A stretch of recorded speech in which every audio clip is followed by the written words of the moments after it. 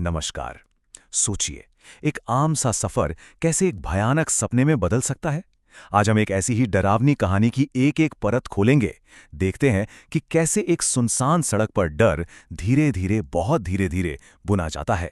कहानी का सबसे अहम मोड़ और ये चेतावनी, उस शमशान घाट की तरफ मुड़कर मत देखना। सुनने में कितनी आसान सी सलाह लगती है ना, पर क्या हो अगर इस एक सलाह को ना मानना जिंदगी और मौत का फैसला कर दे। तो कहानी की शुरुआत होती है राजवीर के साथ। वक्त है देर रात का और जगह एक बिल्कुल सुनसान बस स्टॉप। वो वहां अकेला फंसा हुआ है। घर जाने की, सच कहें तो सारी उम्मीदें अब खत्म हो चुकी हैं। घड़ी में देखिए, रात के 11 बज चुके हैं। चारों तरफ बस सन्नाटा ही सन्नाटा है। राजवीर को ये पता चल चुका है कि आखिरी बस वो भी जा चुकी है। अब वो अकेला है और इस वीरान जगह पर उसे एक अजीब सी, एक अनजानी सी बेचैनी होने लगती है। और ठीक उसी पल, जब राजवीर पूरी तरह हार मान चुका होता है, तभी अंधेरे को चीरती हुई एक रोशनी उसकी तरफ आती है। एक बस जो पूरी तरह खाली है, वो आकर ठीक उसके सामने रुकती है। पहली नजर में तो ये किस्मत का खेल लगता है ना? एक राहत का पल, या शायद कुछ और ही। तो राजवीर बस में बैठ जाता है। उसे क्या पता था कि यह सफर उसे घर की तरफ नहीं, बल्कि एक बहुत ही गहरे, एक बहुत ही रहस्यमयी खौफ की ओर ले जा रहा है। बस के अंदर का माहौल कुछ ठीक नहीं है, अजीब सा है। राजवीर को अचानक से ठंड लगने लगती है। उसे ऐसा महसूस होता है जैसे कोई उसे घूर रहा है। उसे लगता है जैसे बगल वाली खाली सीट पर कोई बैठा है। ये वो डर है जो दिखता नहीं, सिर्फ महसूस होता है। और फिर अचानक एक जोर का झटका लगता है और बस रुक जाती है। ड्राइवर बताता है बस खराब हो गई है। बस यही वो पल था जिसने राजवीर को बस के उस चारदीवारी से निकालकर बाहर के घने अंधेरे और एक अनजाने खतरे में धकेल दिया।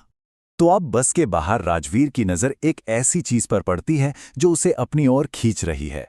एक ऐसी चीज जो उसे और भी गहरे खौफ में ले जाने वाली है। बस की खिड़की से बाहर दूर राजवीर को एक रोशनी नजर आती है।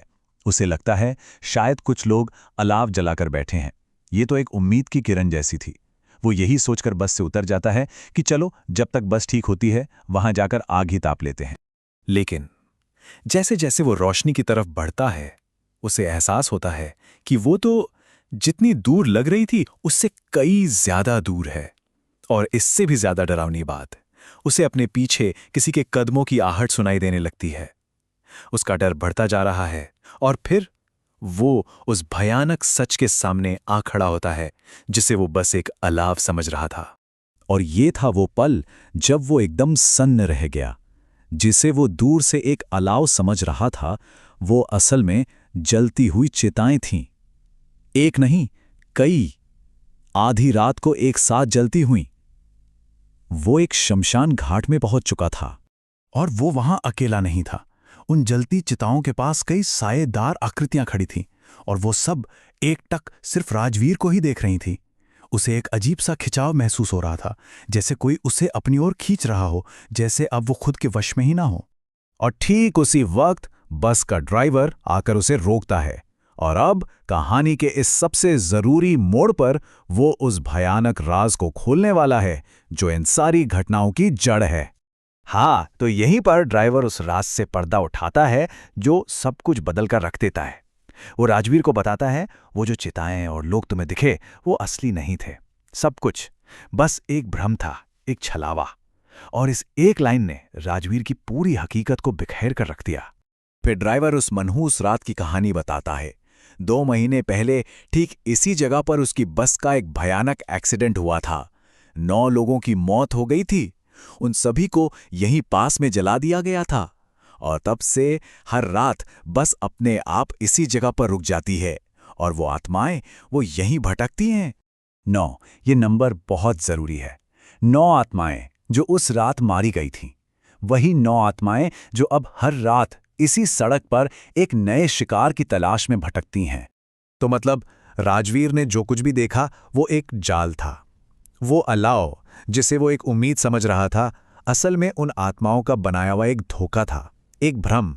और वो लोग नहीं, बल्कि प्यासी, बदला लेने वाली आत्माएं थीं। तो राजवीर और ड्राइवर किसी तरह वापस बस में तो आ जाते हैं, लेकिन खतरा अभी टला नहीं था, बिल्कुल नहीं। असल खौफ का सामना तो अब होना था।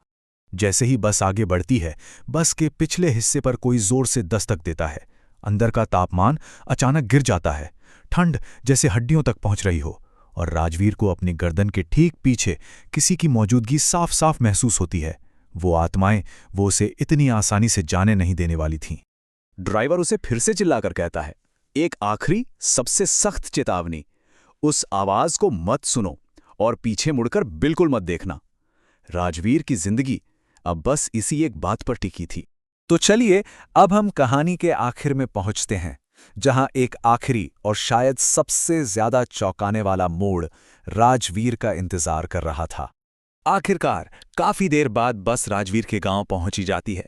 वो थका हुआ, डरा हुआ बस से नीचे उतरता है, और जैसे ही वो ड्राइवर का शुक्रिया अदा करने के लिए पीछे मुड़ता है, वो देखता है कि बस और उसका ड्राइवर दोनों गायब हो चुके थे, जैसे वहां कभी कुछ था ही नहीं। तो ये कहानी हमें एक सवाल के साथ छोड़ जाती है। क्या मसानपुर का वो शमशान घाट आज भी वही मौजूद है, बस हर किसी को नजर नहीं आता? और शायद इससे भी ज्यादा डरावना सवाल ये है कि अगर वो बस और वो ड्राइवर दोनों ही असली नहीं थे, तो फिर उस रात राजवीर को बचाया किसने था?